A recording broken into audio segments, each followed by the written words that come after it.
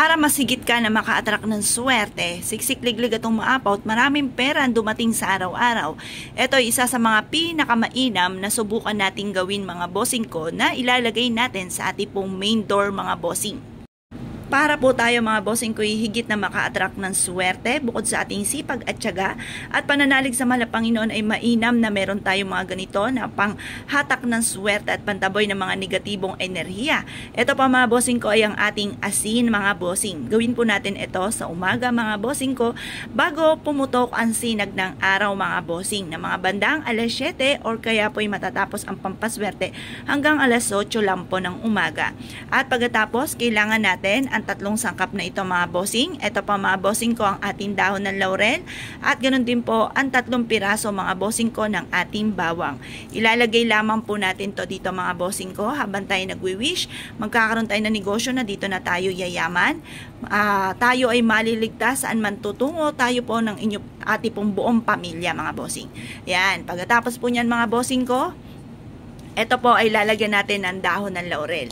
Tapos, mainam na ilalagay po natin ito mga bossing ko sa likod ng pintuan ng ating pong main door or kaya po mga bossing ko sa likod ng pintuan ng bawat pintuan po natin mga bossing. Para maitaboy kaagad natin ang mga negatibong enerhiya na nagdudulot mga bossing ko ng kamalasan. Bukod sa ating sipag at tiyaga mga bossing ko, mainam na meron tayong ganito sa likod ng pintuan ng ating pong main door upang sa ganon ay magtuloy-tuloy ang pasok ng swerte at maitaboy nito ang mga negatibong enerhiya na nagdudulot ng kamalasan mga bossing. Marami na nagpatotoo na sila po ay sinuwerte po sa ganitong mga pamamaraan. Kaya kung kayo po mga bossing ko ay nais nyo na bumuhos ng tuloy-tuloy ang walang hanggan na swerte mga bossing ko, subukan nyo po itong gawin mga bossing ko sa asin at ganon din sa bawang at dahon ng laurel.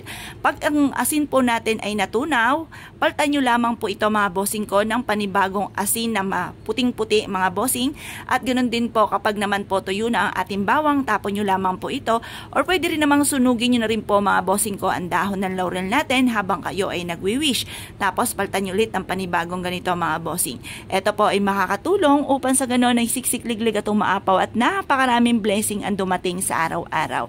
Subukan nyo po ito sa umaga mga bossing sa mga bandang 6:30 or kaya po ay alas 7 mga bossing ko at matatapos ang pagwi-wish natin at pagbibilad hanggang alas 8 lamang po ng umaga. At mapapansin nyo po mga bossing, mas magiging magaan ang daloy ng swerte matapos nyo po itong gawin mga bossing. Ito po isa sa mga subok na napakaswerte. Kaya kung kayo po naniniwala at nais nyo po itong gawin, mag-wish ka ng mula sa inyo pong puso, time-team na panalangin mga bossing ko at walang imposible sa mga taong masisipag, matsatsaga, hindi nakakalimot magdasal at sa mga taong gumagawa ng ganitong mga pamamaraan. Dinadagdagan po kayo ng pagiging positibo sa buhay. Kaya kagagawa ng ganito dahil ikaw ay positibo at ikaw po ay naniniwala na ikaw ay magiging matagumpay sa pamamagitan ng inyong pong sipag at tiyaga at pag-attract ng swerte kagaya po ng simple mga pamamaraan na kagaya po nito mga bossing. Para siksik-liglig at umaapaw at maraming blessing ang dumating, gawin nyo po ito mga bossing ko at ilagay nyo po ito mga bossing ko sa sulok ng inyong pong tahanan. Yan po ay mapapansin ninyo ay dadaloy ng walang humpay ang swerte po sa inyo mga bossing. Ito po mga bossing ko ay bukod sa sipag at tiyaga at pananalig sa mahal na Panginoon ay mainam na subukan nyo po ang ganitong mga pamamaraan na wala naman pong masama na sumubok lalo-lalo na't simple lang naman po at ikabubutin nyo po ito at magiging positibo ka dahil ito po mga bossing ko hihigop ng mga negatibong enerhiya na nagdudulot ng kamalasan. Kaya minsan napapaisip po tayo kahit anong gawin natin kayod ay sa walat wala. Kaya kung kayo po mga bossing ko ay naniniwala at nais na swertein, subukan nyo po ito. Mag-wish ka lamang po mga bossing ko sa umaga.